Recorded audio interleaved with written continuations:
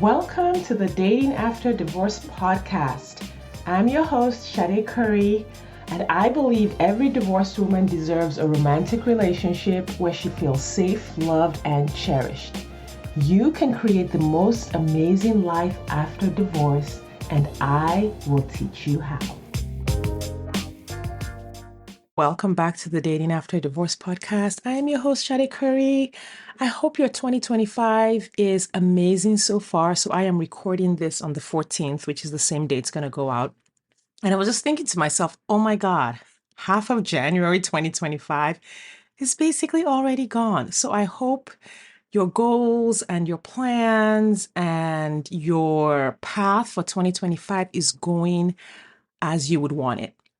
I was thinking today, as I typically do, about my clients and listeners and questions that I get and some of the concerns that people have about this whole dating thing.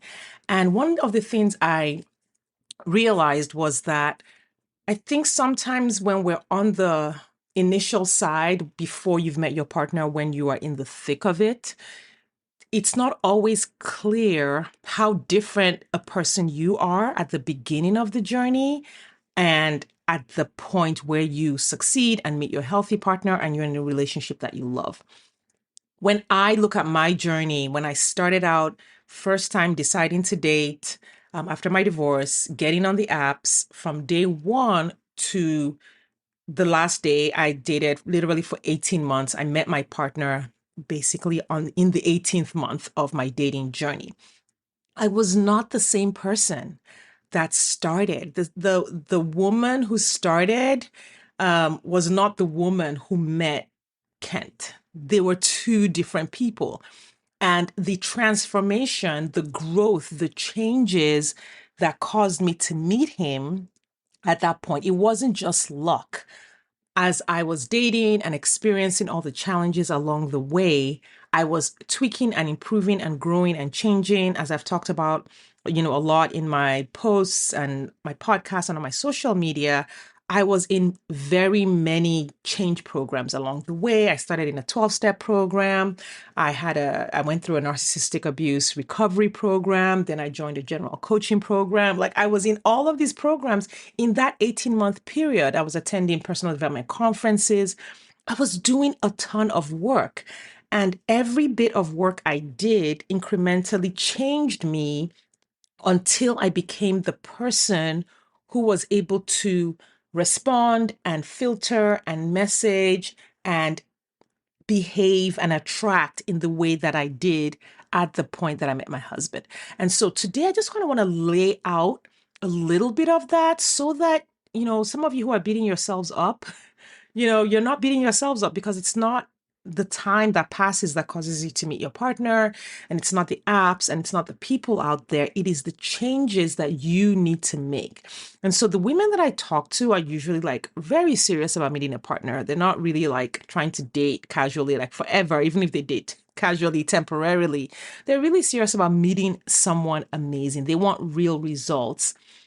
And I think part of the mindset that needs to be overcome is the worry about your ability to create the result. Like, can you actually create this result? Are you, the individual listening to me, able to do this? Because if you don't believe that you can do this, you're going to worry that any kind of growth or any kind of work that you do won't work for you. Even if it worked for others, you'd be like, it won't work for me because I can't do it. And if I spend money on a coach, I'm just going to be disappointed. If I spend the time listening to these podcast episodes and maybe going to these social events, I'm still going to be disappointed. So I'm not going to put in that effort. If your brain has anticipated the end result of any work you do as pain and disappointment and failure, you're not going to have the motivation. Like you're literally not going to be able to motivate yourself to do anything different. And I get it, because if you've done this before, you've tried dating, you've tried the apps, you've tried going out, you've tried being less picky, you've tried being more picky, and you couldn't overcome the obstacles, then you're just tired of nothing working. And then doing one more thing, joining one more group, can feel like, oh, I'm just setting myself up for more disappointment. And like, do I really need 6 more months of work or a year of work? And what I want to reframe for you today is that fear of failure. Like if you have made it so big and you're experiencing so much shame and disappointment, that is going to bury your why for wanting a partner. It's going to bury the the belief and your desire to create that life that you want. The immediate pain of not being successful is going to be bigger than your future joy at being successful later by working through this moment. And if you are in that place of like, it's just not going to work, I want to, before I get into how to reinvent yourself, I'm going to solve this problem for you on this podcast episode. But I do want to challenge you to say, so where does that leave you? Like, think about that. If you have subconsciously decided that this is going to be a failure, you are subconsciously living in the shame and disappointment of it every day, and you're not working through that to get to the other side, where does that leave you? Like, what is the next year going to look like? 5 years, 10 years, 20 years? If you want a partner, if you want companionship, and you're not working through these things, then you're just going to sit in that shame and disappointment the whole time, basically the rest of your life, unless you work through it one way or another. So there are many ways to work through it. Today, I am going to give you the reinvention path to work through this state, because that is what I did. I knew I wanted a partner. I knew I wanted a family. Um, on a previous podcast episode, I talked about how I had two plans. My plan A was to meet a man and get married and have a family that way. And my plan B was like my girlfriends and my golden girls, and we were going to buy a mansion together, which honestly, I think at this point in time, I'm working on merging all those plans together. Like, got the husband, now gonna bring the girls together because we all live in like different parts of the world. But like, how do we move closer to each other? So I'm moving to the next phase of that plan. So my plan A and my plan B are coming together, which is kind of fun. So I want you to think about, if your plan A is to meet a partner, a healthy partner, and have companionship, have someone to travel with, to live life with, to snuggle up with at night, to watch your movies with. If that is your plan A, then we have to work at getting you unstuck. And I'm going to show you how to reinvent your dating journey, because many of you are just trying to continue your dating journey, the one that was already so painful, with the things that I'm teaching. But you can't really do that. You can't just add what I'm teaching you on top of like everything that didn't work, because they impact each other, right? You're coming to this work with like the belief that, well, it's just, let's see if this works and let's see if it's one more thing. Whereas what I teach, if you compare what I teach to what you see on every other dating coach's site, it's completely different.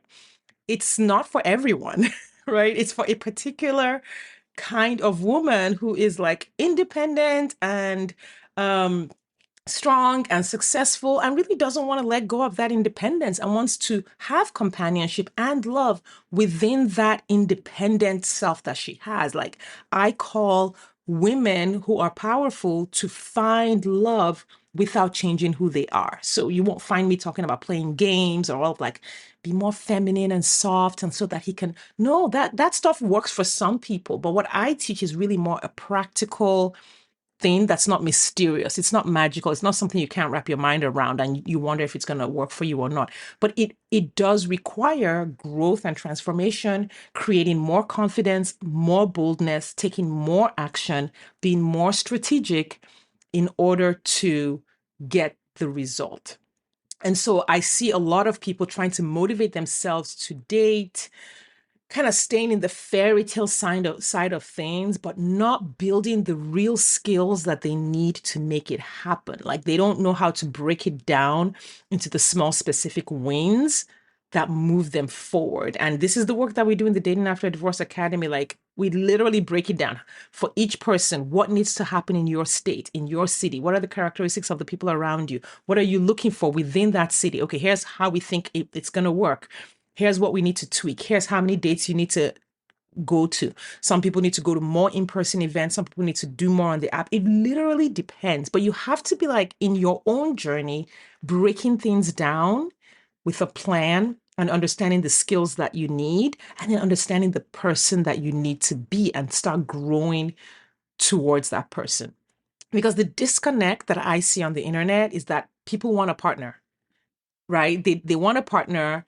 They might even have a little bit of an idea of what they need to do to date, but they're not taking action to do it. And the reason is they don't have the skills. They don't have the emotional skills.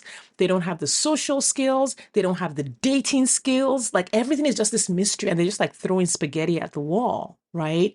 People come to me and they're like, yeah, I know I need to put myself out there. Like that's the vaguest way of doing this. How do you match knowing that you need to put yourself out there to having a real plan that gets you putting yourself out there in a way that helps you meet multiple men that could fit what you're looking for? Right. I worked with a client who had been dating for years before working with me. Like she had literally done all the things, and she had gone on like close to 100 first dates, and she hadn't found what she was looking for. She was losing hope. And at that point, she was trying to date long distance. Like she was opening up her filters to like 300 miles, even though she lived in one of the most populated cities in the US, right? And so the problem with that approach was that she was just like, well, I'm just going to try everything. And it was like this spaghetti against the wall approach. And so she was spreading her efforts thin instead of really centering her wants. Like, who am I looking for? Who is the right person for me? Right? And how do I find that person? Which is the approach that I take. So what happened was that she just wanted someone good who would love her. Like, I just want someone good and kind and honest who would love me. And she found lots of people who were good and kind and honest, but then they weren't a match for her life, right? They weren't a match for her life, and then it wouldn't work. Or she would find people who were a match for her life, and then there wouldn't be all the other things, right? So she kept thinking the problem was the pool of men rather than her ability to define and connect with the pool of men that was right for her. This is unique to everyone. I keep saying it. You cannot use a formula for this. The work has to be done based on who you are, right? And the other challenge I had with this client is that she wanted a high level match, of course, as we all do. But she had an expectation that it would be easy and kept comparing herself to her friends who were like in these like toxic relationships that they had found by grabbing the third person they met on an app. And I was like, sis, you got to grow your capacity and your confidence to find that person, right? And you have to improve your results in the dating process along the way. So she was getting more and more discouraged.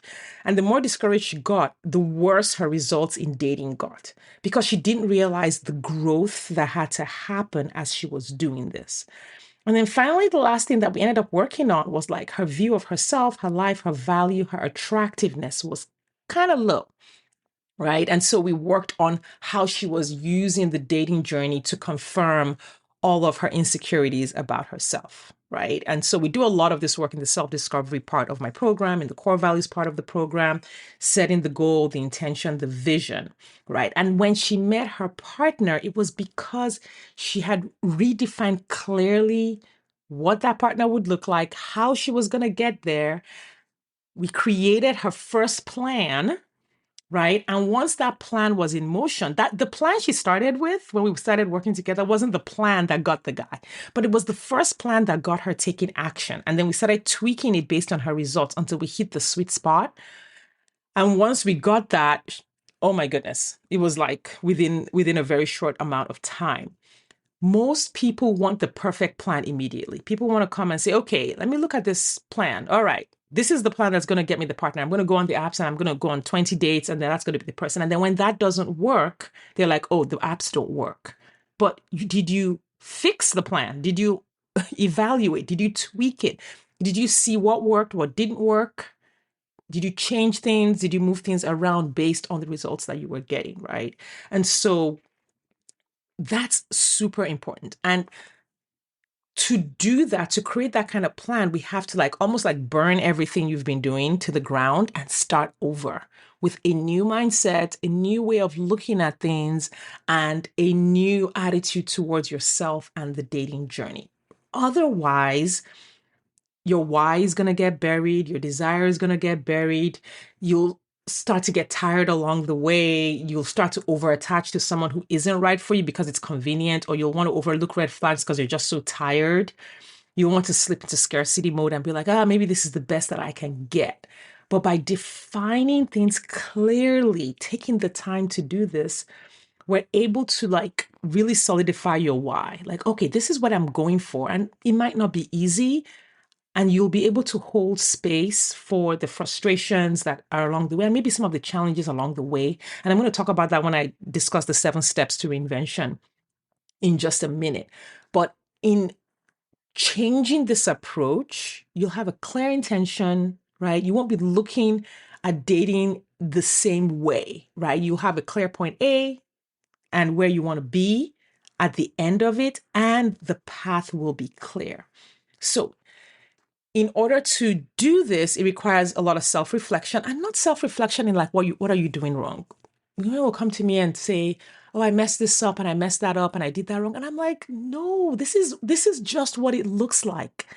I promise you, you are not doing things wrong. You're not doing things in a bad way. You're not messing up, right?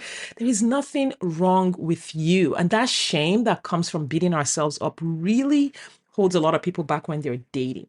It is simply self-reflection and self-awareness to say, hey, what's working for me? Right? That's a much better way to frame the things that aren't happening, because immediately has you externalizing the things that aren't working. So it's not you. You as a human are not wrong. It is maybe some actions that you took that weren't effective, or didn't get you the result you wanted. And that will change your energy so much. Like, what's not working for me right now, and how do I change that? And I don't mean what's not working for me, so I give up. Okay, that we don't do that. Like, oh, apps are not working for me, so I'm going to give up. No, it's not how that's not how to do that. It is.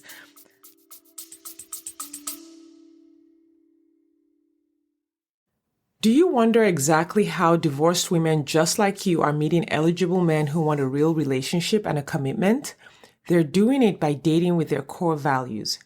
Your core values are the GPS that lead you to the partner you've been looking for.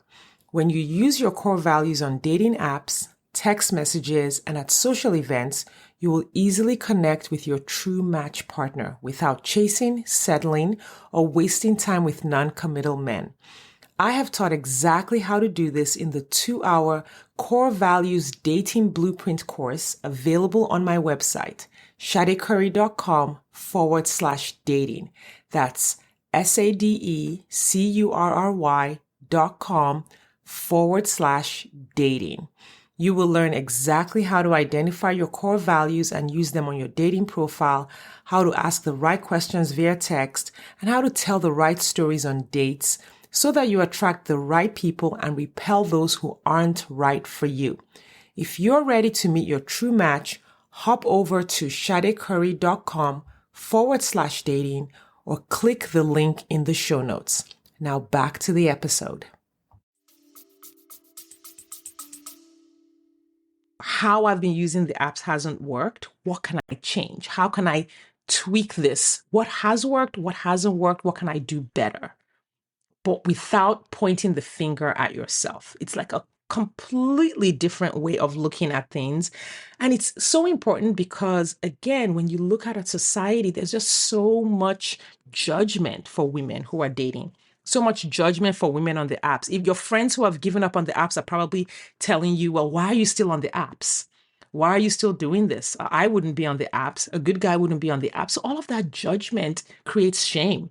And if you let that shame sink in, it's going to harm you. And so this is why mindset coaching and strategy coaching with dating is so important. I believe it's just as important as mindset coaching for business or for a career, and mindset coaching for, parenting. This is at least as important as those parts of our lives. And you don't get a lot of shame for needing coaching for your business or your career, but we can get some shame around needing a coach for dating, because it's like, well, only the losers. I literally had a client tell me this because she was feeling bad about it. She was like, my friends didn't need a coach to date. And I'm like, well, You're also running a multiple six-figure business, and your friends aren't running a multiple six-figure business. And you have a coach that coaches you on that. So maybe you need to be doing things differently so you can get better results that your friends are getting. Okay. So this is the transformation. This is the journey. From wherever you are going to have to reinvent yourself and how you do things in order to become the person who gets the result. The person you will be the day you meet your partner is not the person you are today. And I'm going to show you the 7 steps that you are going to go through or that you can implement starting today to reinvent your dating journey. These are some of the steps that I use with my clients in the Dating After Divorce Academy. If these resonate with you, I want to invite you to come and join us, build a community, be around people who are doing things the way you want to do them. All right, let's jump right in. The first thing we need to do is understand, okay, you have to want this. No wishy-washiness. No, I don't know. Well, maybe. You set the intention to meet your partner in 2025 by actively growing yourself and by dating actively. That's going to be the first step. And if you haven't set that intention, then we need to work together. Because what's keeping you from setting that intention? We need to work through those subconscious fears. We need to work through all of those things to move you forward. You need that powerful intention, right? In the past, you may have set that intention and then you jump off and on the dating apps, or you spend more time venting to your girlfriends than going out or attending places where there are like-minded people, or maybe you've set the intention and then you swipe left on 99 out of 100 people because you didn't feel an attraction through your phone. We've talked about that, and I'm going to talk about that again in more podcast episodes. Or maybe you're just socially anxious and you're like, you cancel dates because you freak out. You've set the intention, but now you're canceling the dates because now you freaked out. You don't know what to say, what to wear. You feel socially awkward. Or you set the intention, but then the first thing that goes wrong, you completely lose all of your motivation and you stay in that negative, annoyed state.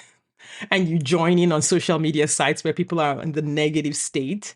Your mind is dwelling on the negative, you're angry. Yeah.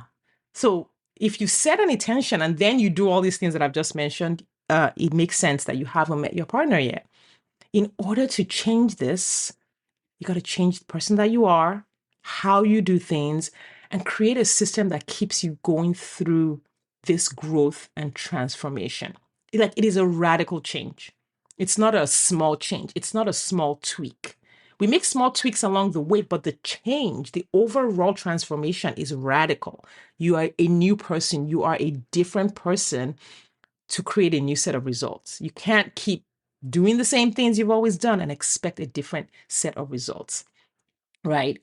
Because you don't want to spend the rest of 2025 kind of in this funk of, I want to date, I want to meet someone, but, and all that. It's time for us to put all the buts aside and have a plan, right? Have a plan in place to handle these challenges in a way that is kind, self-compassionate, gentle, and effective. So you're going to clarify that intention, clarify that goal to meet your partner, know your why, make it specific. It's not a vague plan to sort of put yourself out there. No. When I work with my clients, we specify their plan for dating, the type of person they intend to meet. We go through and figure out the types of places they need to go to meet people. Where are the places where there are actually men? We talk about the apps that they use. Now, of course, there's only a handful of apps, so we kind of rotate them, but how they use the apps, the communication they use on the apps, the time, we create the time that they're going to use to meet people. So it's not a vague, I'm going to put myself more out there. No, it's like when, what day of the week. You know, I have several clients who are physicians. And so we look at their schedule. You're a busy physician. Sometimes you're on call. Sometimes this is happening. And we look at the calendar and we're like, okay, we got this place here. We got this place here. And because their intention is solid, right, that's how we're able to do that. And I'm going to talk more about your calendar down the line. And the reason for this clear intention and breaking it down into these other steps is that you can't just keep wandering around the grocery store hoping that you and your man will reach for the same jar of peanut butter. Yes, that happens, but that is the exception. That is like 1 in a million. It is not likely to happen to you. I'm sorry. That just isn't really a thing. Okay. Not saying it doesn't happen, but the people it happened to did not set out as that a meet cute being their plan. Meet cutes are nice, but they're not a plan. You cannot plan a meet cute by definition. They're just something that happened, right? I recently helped someone meet her boyfriend, and it was just such a lovely story. This is a younger person, but we made a plan about 3 months ago. They have now been together. I think they've been together a month and a half now. So about 3 months ago, I was talking to this person, talking about dating, and they're not a client of mine, but when I'm talking to people in my life that I love, I give them the same thing I give my clients. I said, listen, okay, here's what we're going to do. We need to have a plan. So um, your plan is to go to 10 events, 10 parties. You're gonna do this over the period of a month or 5 weeks, 2 a week. Go to these parties, you know where they are, you know the people that are gonna be there, your kind of people that are at these places. Focus on that, and then let's talk again after you check off the tenth party. And this person is an introvert and did not want to do it. I was like, no. And then she said, well, can I take my girlfriend? I'm like, no, because you're going to talk to your girlfriend the entire time at the party. And then both of you are going to leave early and go watch TV. So no. Um, and she did, which was so fun. I think she had attended like 4 or 5, and then there was a couple of the parties that she needed a ride to, right? So she did end up taking her girlfriend to a couple of them, and so she and her girlfriend needed a ride to some of these parties. So another friend of theirs, a man, offered to, hey, I can take you, like, to the party. I can drop you off. Like, if you need a ride, I'll take you. And so she started taking them to the parties, which is so fun. And along the way, she and the guy got to talk. Like they knew each other and they had talked and stuff, but it wasn't like there wasn't any quote unquote attraction, or I think there were just a lot of assumptions that, oh, this kind of person isn't my person. But over those 5 weeks of getting more rides from this person, and perhaps maybe he offered rides because he was interested. I don't know. But by the end of the 5 weeks, they were an item and they're a perfect match. On the surface, maybe they wouldn't have assumed that they would be because they actually have the same personality. But when she told me all about it, I was like, no, that's perfect because you guys like the same things. You like to do the same things. You both like parties. You both like events. You both like people. Um, you both like people, and you're extroverted and introverted in different ways. Like it was a perfect match. So this person, I guess you could say there was a little bit of a meet cute there, where it was like, oh, this person that was giving me a ride ended up being the person that became my partner. But she had a plan. She was in the process of implementing her plan, and then the perfect plan came along. And that's what I'm trying to say. You have to have a plan that you're working, that is growing you, that is expanding you, and then the perfect path shows itself. Right. So knowing your why and focusing on it, knowing your intention and focusing on it is going to help you follow through on that plan. And you want to do that because you don't want to be in the same place 6 months from now, a year from now, 5 years from now, because life just continues to move on. The time just like it's the 14th of January. I'm still like, oh my God. I'm looking at things that I plan to do at this point or things I plan to achieve at this point, and I'm like, okay, well, I guess it's time for me to tweak my plan. So this is the youngest you're ever going to be. Life continues to life. There's no perfect moment where everything is taken care of. So you may as well just set that intention and get started. So that's number one. Set your intention, but in a very clear way. Number two, you have to start to shift your identity and change your identity into the person who makes this happen. Now, this is not a switch you can flip, right? This is a process, right? And this is something that I walk my clients through step by step.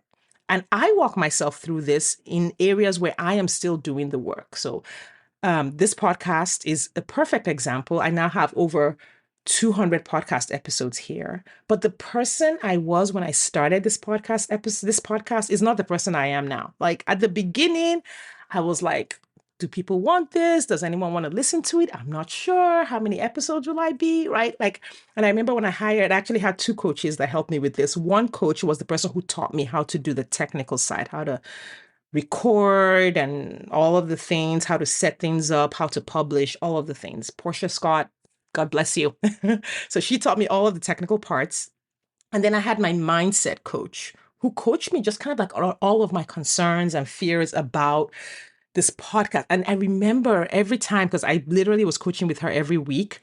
And every time I'd be like, "Oh, I didn't do the thing I was supposed to do. I'm worried about this. I'm worried about that." She'd be like, "So why are you doing this podcast again?"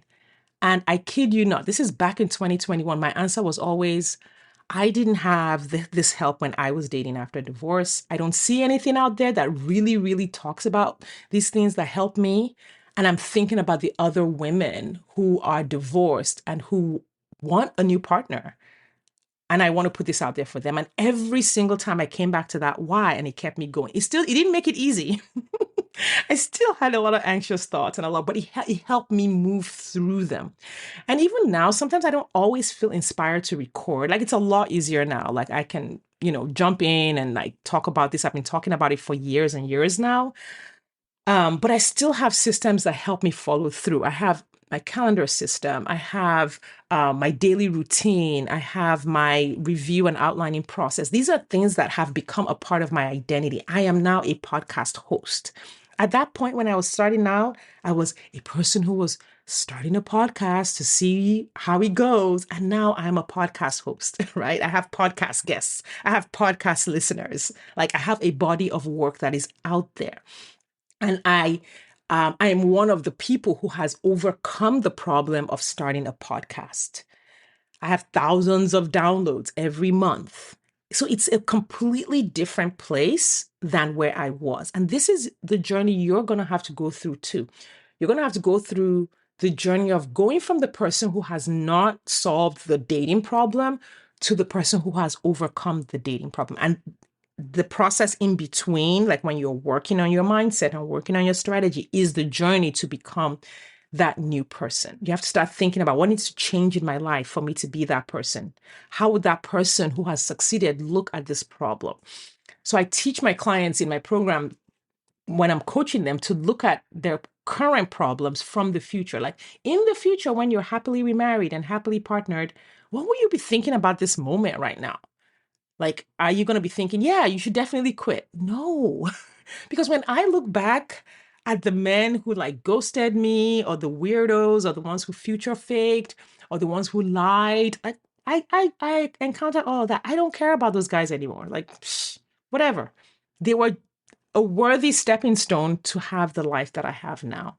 Okay. So that's the growth. That's the change. So one, set a clear intention, have a plan to shift your identity into the person who has overcome this problem and then looks at the problems from that perspective. Now, a practical step number 3 is start to create environmental cues that help you follow through. Follow through is so important. And you're going to follow through. The reason follow through is important is because there are challenges. Some of you are waiting for there to be no more challenges, for there to be no more problems, for there to be a place like Walmart or wherever you go to shop, Target, Amazon.com. I'm not endorsing these places. I'm just, okay, I won't go there. I know those things are a very big thing, a controversial conversation right now. Whatever store you go to, some of us are waiting for men to be lined up in a store where you can just go in, look them up and down, grab one off the shelf and take him home. Even when we were in college, even when we were in our teens and 20s, and there were single men everywhere, it wasn't that easy. Some of you remember in your 20s how you agonized over guys, how you got dumped, how you had to dump a guy. The problems are the same. This is an adult problem that requires skilling up to solve it. Okay? So you're going to have moments where you don't want to follow through on your plan. Let's start reducing the decision fatigue that comes with dating, right? Some of you are overthinking what to wear, right? And then once you overthink, then your brain gets tired and then you don't even want to go on the date anymore. And then you cancel the date because you were overthinking what to wear. Let me give you a hint. I wore the same black dress to every first date. And then I had a green dress. If we got to a second date, I wore the green dress. And if we got to a third date, I wore the red dress. Only after the third date did I allow myself to start choosing, because most people didn't get to the third date, right? So I didn't have to, on the fourth date, I was like, okay, let me think about what to wear. Different guys, same dresses. I removed all of that overthinking, right? Same thing with what I teach my clients. And I'm like, listen, when you first match with someone on an app, they don't know you, you don't know them. Stop writing like a whole essay or job application to these people. Don't overthink it. We craft simple messages that are clear, that create connection, that are human, and then they just use them over and over. We customize it for the woman, not for the man.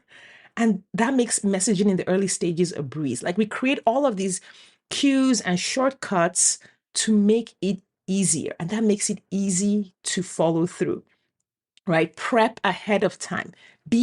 That's what it means to be intentional, to set an intention. You're like, yeah, I'm doing this. And so because I am doing this, I'm going to do these things because I know I'm going to do this. I'm going to set all of these things up because I know I am going to do this.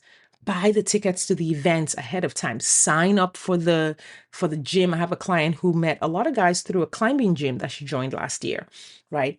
Set up support, set up coaching for your mindset, right? Join a community of people who support you. Set up accountability partners. In the Dating After Divorce Academy, we have all of that built in. When you set that intention and you get to the point where you mean it, you need to set up the scaffolding that helps you follow through on it. A calendar system is also another one. Putting things on your calendar and putting other tasks that you have used as excuses, putting those on your calendar and getting them out of the way so that they're not in this block of time that you're going to use for dating. I just did a podcast episode on dating, so I'm not going to talk a lot about, on time and time management when dating. Definitely go listen to that. Use a calendar to set decisions ahead of time and budget time for dating. When you set a true intention, you got to have the budget for it. This is the budget for my dating. This is the same way this is the budget for my groceries. This is the budget for my mortgage, car payment. This is the time budget for my dating. Okay. Number 5. One of the things I do with my clients is I help them track specific outcomes so that they can see their momentum. We set a number of dates, a week, a month, or whatever the plan is for that particular woman, and we track them. Like, I ask those questions. How many dates have you gone on this week? How many social events? And if you haven't, what got in the way? And then we work on what got in the way. We reframe any kind of failure into feedback and learning. We're tracking quote unquote failures. They're not really failures. They're just data. They're just like, okay, I went on 2 dates this week. One guy turned out to be horrible and whatever. One guy turned out to be okay, but we didn't really have anything in common and the conversation was boring.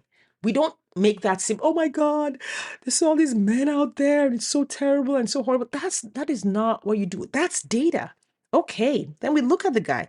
This guy turned out to be horrible. Did we miss anything along the way? We go back and we look at what we missed. Or, okay, is there something on your profile that may have called out to this guy versus calling out to the kind of guy that we want? And we tweak it so that the next set of dates next week are going to be better. And that's how we gradually increase the quality of men that you meet, by tweaking what happens on each date. You don't fall out crying because a date didn't go well. Every success and every failure gives you the information you need to make the next step better. Okay, so far we have covered setting a clear intention, making a plan to follow through, managing time, so using the calendar system, managing time, tracking outcomes, like having the clear outcomes. So in the Dating After Divorce Academy, we have the number of dates a week that we have a plan. So plans for dates, plans for going out. We have relationship gates that we work on. We have relationship milestones that we work on. We have the core values. So all of those include outcomes that we're able to track when I'm working with a client. So those are the first 5 steps. Now, the last 2 steps, I think, are the most important, but sometimes can be the ones we forget. Number 6 is create a life that supports your goal of dating. Like dating can't be the only thing you're doing in your life, because it's almost like you have to supply energy and vibrancy to your dating journey. But if you feel overwhelmed and fatigued in your life, in your self-care, in your movement and exercise, in your nutrition, if you're going through workplace challenges, if your mental health isn't where you want it to be, if your relationships are chaotic, that's going to be a challenge. So when my clients are having trouble with dating, one of the things I coach them on is what else is happening, right? What is on your mind?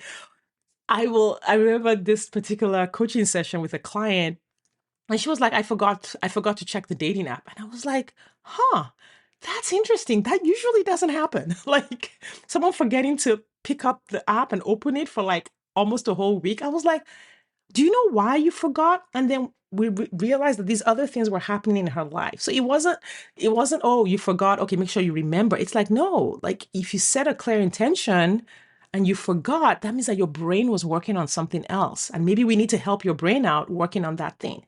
And so we coached on that, resolved that issue. And it was really just a busyness issue. We resolved it right there on the spot so that she could pick right back up in her journey. Okay, so you got to create a life that supports your dating. It's more of a holistic thing. So for some of you, it's not because you can't meet men or you're socially awkward or you have these other challenges, that your life is you've got other challenges that are going on, and you're thinking that, okay, when I fix this challenge, then I'll date. But you're not fixing the challenge, and the challenge is just ongoing. So that's the kind of thing that like coaching can really help with, to take a holistic view at your life and see if dating can actually even fit in with your life right now. And if it can't, why, what's going on? And then coaching can help you resolve that so that you can move on with achieving the goals that you want. And then finally, you want to create new responses to the inevitable challenges. When I'm coaching my clients who are either going through a divorce or have gone through a divorce, but they're still like recovering from narcissistic abuse, we talk a lot about the narcissist and all of those things. One of my favorite sayings when we're doing that work is, the narcissist is predictably unpredictable, right? And I know many of you will relate to this, just the unpredictability of what the narcissist is going to do. Like they just do like the most outrageous, crazy things, right? They act like a 3-year-old when they should be acting like they're 45. And we constantly get blindsided. So a lot of my clients will constantly get blindsided and shocked, and then they spin out because they were not expecting that behavior from their ex or their co-parent. And what I teach is for them to literally go and figure out how that person's behavior is predictable. Because what's so fun is that when we do this work, they realize, oh, I actually know him better than anybody else. I know exactly what he's going to do. I just haven't allowed myself to see exactly what he's going to do. Same thing with you and dating. You know exactly what's going to happen when you date. You know exactly what's going to happen when you get on those apps. You know what's going to happen, but you keep responding in the same way. You keep responding to the weirdo who sends you a weird message the same way, by getting annoyed, by getting angry, by screenshotting his profile, sending it to all your girlfriends, talking about it for 2 weeks. No, it's time to end that response, because that response didn't get you the partner that you wanted.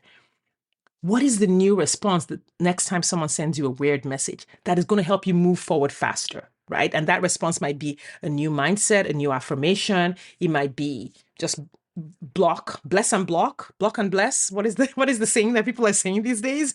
Block immediately, instantly, right? Contain the energy of that negative interaction by not sending it everywhere and spreading it all around the world. Like whatever the reaction is, we have to create new responses to the challenges we already know are coming. You already know that you're going to feel anxious before a first date. So how are you going to approach that differently? What mindset tools are you going to use to feel more confident when you go on a date, right? And one of the things that's my job as a coach is to help you identify those inevitable obstacles, or even to tell you ahead of time, listen, this is how it's going to go. If you go way back in the podcast, I think this is like episode 6, I talk about the phases of dating. Like everyone goes through that. If you listen to the women who have shared their stories, they didn't all have a fun time. Initially, they went on lots of dates, they experienced certain things, right? So these obstacles that you're facing are not because you are bad or wrong or something, right? But you have to start having more effective responses to those challenges. A lot of you will get off the apps because you're exhausted. I'm holding exhausted in quotes because I know that what's exhausting you is the way that you're thinking and not having a handle on your mindset and not having a process that really works for you. You're exhausted, and then maybe 2 weeks later, you get back on the apps, but you don't have a new strategy. You don't have a different way you're going to approach it that's going to make things better for you. You're hoping that something on the apps would have changed. The apps will be better or the men will be different. No, you have to be different. You have to be reinvented. You have to be transformed. You have to have become the woman who gets this thing done, who has risen above these things. The problems in the world they've always been the problems in the world. The problems with men, listen, as old as time. What creates success is changing your approach to it. What are you going to do differently when your queue is empty?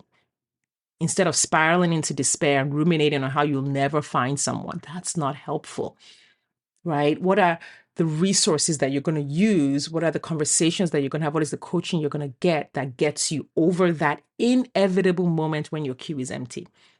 What are you going to do differently when a man ghosts you? None of us is a special snowflake along the way, right?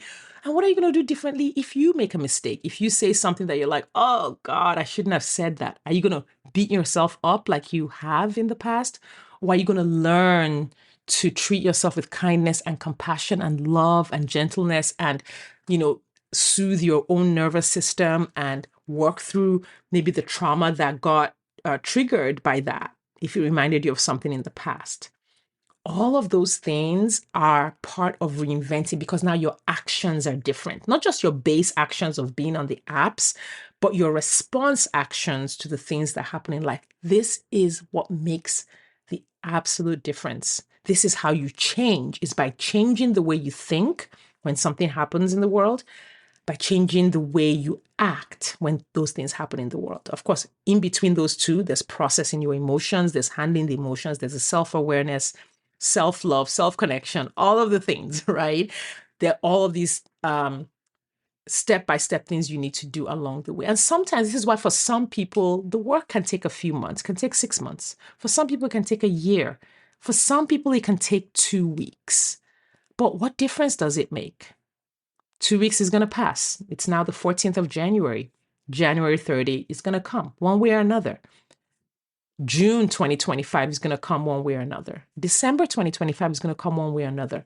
What if you could be a completely transformed person by that time? Confident, enjoying dating with your partner, like having fun. What if you could be that girl? I know for some of you, because of what you've been through, you think I'm never that girl. I thought the same thing. I felt the same way. I was never that girl. I mean, I had a lot of childhood trauma. My first marriage was completely toxic. I had a lot of friendship issues. So I always thought I wasn't that girl. But I chose to believe because my coach told me to stop thinking so negatively. And I was like, okay, right? And I chose to start to change my thinking and believe that I could change and that my life could change, right? And that I could make better choices and I could do things differently and I could create something new for myself. So a reinvention isn't just making small tweaks here and there. That is not what we do in the Dating After a Divorce Academy. We create a radical change from what's not working. We create a whole new path for you and you have a completely different experience. So I hope you will take these 7 steps and use them now, not later. And if this is something you want support from a coach for, you want community around you for, it is time to schedule that consultation call with me.